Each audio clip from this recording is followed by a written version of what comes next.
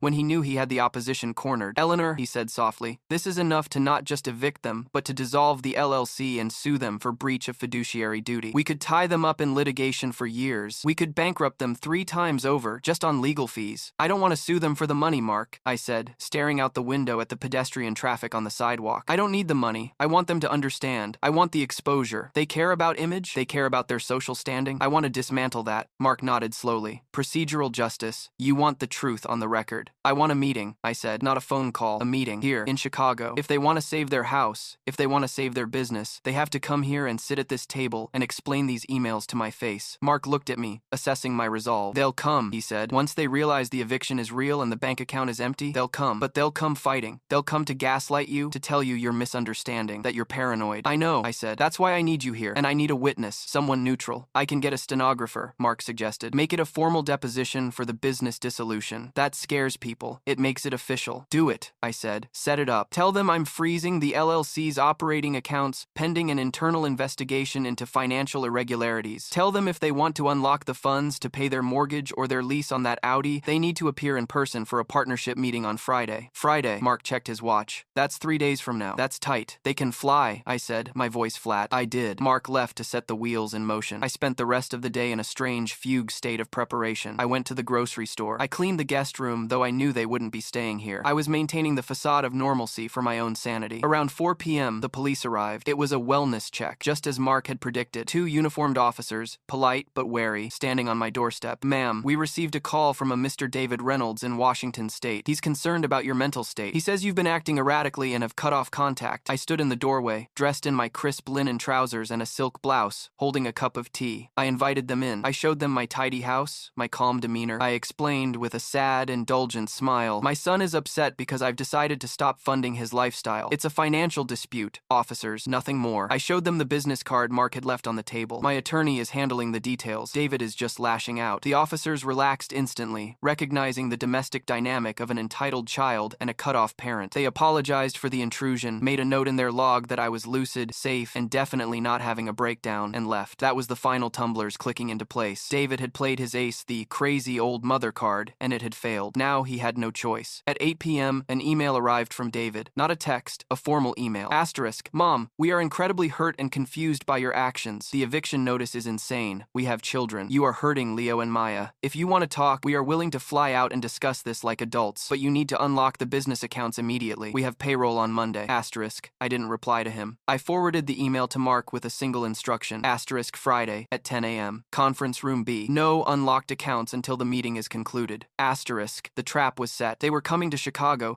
thinking they could bully an old woman into submission, thinking they could explain away the missing money and the silence. They didn't know I had the transcripts. They didn't know I knew about the ATM. They didn't know that the woman waiting for them wasn't the mother who begged for scraps of their time, but the forensic forensic accountant who had just finished building the case for their prosecution. The days leading up to Friday passed in a blur of rhythmic acceleration. I prepared the exhibits. Exhibit A, the trust deed. Exhibit B, the bank statements showing the emergency fund withdrawal. Exhibit C, the consulting group beta invoices. Exhibit D, the email chain. I printed 3 copies of everything. I bound them in clear plastic covers. I felt like I was back in my prime, preparing for a grand jury testimony. The sorrow was still there, deep down, a heavy stone in my gut, but the adrenaline of the procedural build was masking it. I was functioning on pure, high-octane vindication. Friday morning arrived with a leaden sky and a biting wind off the lake. I dressed in a charcoal gray suit, the one I used to wear for board meetings. I applied my makeup carefully, hiding the dark circles under my eyes. I took a cab to Mark's office downtown, a glass and steel tower that screamed authority. I sat in the conference room, the long mahogany table stretching out before me. Mark sat to my right, looking bored and dangerous. The court reporter sat in the corner, her fingers hovering over her machine. At 10 a.m. sharp, the receptionist opened the door. David and Sarah walked in. They looked haggard. David's expensive haircut was messy. Sarah was wearing oversized sunglasses that she removed to reveal red-rimmed eyes. They brought the drama immediately. Sarah rushed toward me, arms open. "Eleanor! Oh my God, we've been so worried. Why are you doing this?" I didn't stand. I didn't smile. I pointed to the chair opposite me. "Sit down," I said. The voice wasn't vulnerable anymore. It wasn't confused. It was the voice of the majority shareholder addressing a non-compliant employee. Sarah froze, her performative warmth shattering against the ice in my tone. She looked at David. David's jaw tightened. He pulled out a chair and sat, glaring at me. "Okay, Mom," he started, his voice tight with suppressed anger. "You want a meeting? We're here. Now unlock the accounts and call off the eviction before you do any more damage to this family." I placed my hand on the stack of bound dossiers in front of me. "We aren't here to discuss the family, David," I said, sliding one copy across the table to him and one to Sarah. "We are here to discuss the audit of Apex Marketing Solutions and the dissolution of our partnership." "Audit?" David scoffed, not touching the folder. "What are you talking about? You're a silent partner." "Not anymore," I said. "Open the folder to page 1. David hesitated, then flipped the cover open. His eyes scanned the first page, the summary of the consulting group beta payments. His face went pale. Sarah leaned over to look, and I saw her breath hitch. "I know about the shell company, David," I said, my voice steady, rhythmic, relentless. "I know about the $153,000. I know about the business trips to Disney. And if you turn to page 42, you'll see the email where you refer to me as the ATM and discuss waiting for me to become incapacitated so you can seize the trust." The silence in the room was sudden and absolute. It was the silence of a bomb that has landed but not yet detonated. David looked up from the page, and for the first time in his life, he looked at me with genuine fear. The validation was complete. The witness, the stenographer, was typing. Mark was watching, and I was ready for the climax. David stared at the email printed on page 42, his eyes tracking the lines he had written with such casual arrogance only 6 months prior, and I watched the blood drain from his face until he looked like a wax figure of the son I once knew. Sarah, who had been poised to launch into a tearful defense of their parenting struggles, leaned in to read the text, and I saw the exact moment her performative victimhood evaporated, replaced by the sheer, cold panic of self-preservation. This is out of context," David stammered, his voice cracking, stripping away the veneer of the successful CEO to reveal the frightened child underneath. "We were just venting. Mom, you know how stressful it gets. We didn't mean it." I didn't blink. I didn't soften. I turned to the stenographer, whose fingers were rhythmically dancing over the keys of her machine, capturing every stutter, every excuse. "Let the record show," I said, my voice steady and resonant in the acoustic stillness of the conference room, "that Mr. Reynolds characterizes the conspiracy to declare his mother mentally incompetent for the purpose of asset seizure as venting." Mark leaned forward, the leather of his chair creaking, his expression predatory. "David," he said, his voice dropping an octave, "this isn't a family therapy session. This is a pre-litigation discovery meeting. You have committed wire fraud. You have embezzled funds from a company in which my client holds a fiduciary interest. You have utilized a shell company, Consulting Group Beta, to siphon $153,000 of corporate revenue into personal accounts to evade tax liability. That is a federal crime. The email, that's just the motive. It proves premeditation. It proves malice. It proves that while Eleanor was writing checks to cover your lifestyle, you were drafting the legal framework to commit elder abuse." Sarah began to cry then, but they weren't the pretty, cinematic tears she used for her Instagram stories. They were ugly, gasping sobs of genuine terror. "We can pay it back," she choked out, reaching across the table as if to touch my hand, but pulling back when she saw the look in my eyes. "Eleanor, please, we can fix this. Just don't ruin us. Think of the kids." It was the second time she had used my grandchildren as human shields, and this time, it didn't land with a thud of guilt. It landed with the dull clang of a hollow threat. "I am thinking of them," I said, opening the second folder I had kept in reserve, "which is why I have established a separate, irrevocable educational trust for Leo and Maya. You cannot touch it. You cannot borrow against it. You cannot manage it. The trustee is an independent institution. Their college is paid for. Their future is secure. sure. But you? I looked from Sarah to David. You are on your own. I laid out the terms, listing them with the dry precision of an auditor closing a file. 1. You will sign the dissolution papers for Apex Marketing Solutions today. The company ceases to exist as of 5 p.m. 2. You will vacate the Bellevue property within the 30-day window specified in the notice to quit. There will be no extensions. 3. I will not report the embezzlement to the district attorney, provided you sign a confession of judgment acknowledging the debt of $153,000, which will be filed against you personally. You will pay me back, David, not because I need the money, but because you need to learn what money actually costs. If you default, I file the confession, and I garnish your future wages until the day I die. David looked at the documents, his hands trembling. Mom, you can't be serious. This will bankrupt us. The lease, on the Audi, the credit cards. If the business folds, we have nothing. We'll be destitute. I looked at him, remembering the door clicking shut in my face, remembering the 72 missed calls only after the money was gone. You have your health? I said, echoing the platitudes people offer when they don't want to get involved. You have your degrees. You are young. You can get jobs, real jobs, not consulting gigs that act as fronts for tax evasion. I stood up. The movement was final. You have 1 hour to review the papers with your counsel. If they are not signed by 11:30 a.m., Mark files the civil suit and contacts the IRS whistleblower hotline. I turned to the window, watching the traffic on Michigan Avenue, refusing to look at them as they whispered frantically to each other. I heard the scratching of pens on paper. I heard sniffles. I heard the rustle of their lives collapsing. When they left, they didn't say goodbye. They didn't shout. They walked out of the conference room like ghosts, stripped of their arrogance, carrying the heavy weight of consequences they had spent a lifetime avoiding. Mark looked at the signed documents, then at me. Cold, he said, but it was a compliment. Correct, I replied. The aftermath was not the explosion I had feared, but a slow, grinding erosion. They moved out of the Bellevue house on the 29th day. Mark's contact in Seattle sent me photos of the property after they left. It was a mess. Holes in the walls where art had been ripped down, the garden overgrown, a final petty act of negligence. I didn't care. I sold the house, as is, to a developer for $1.8 million,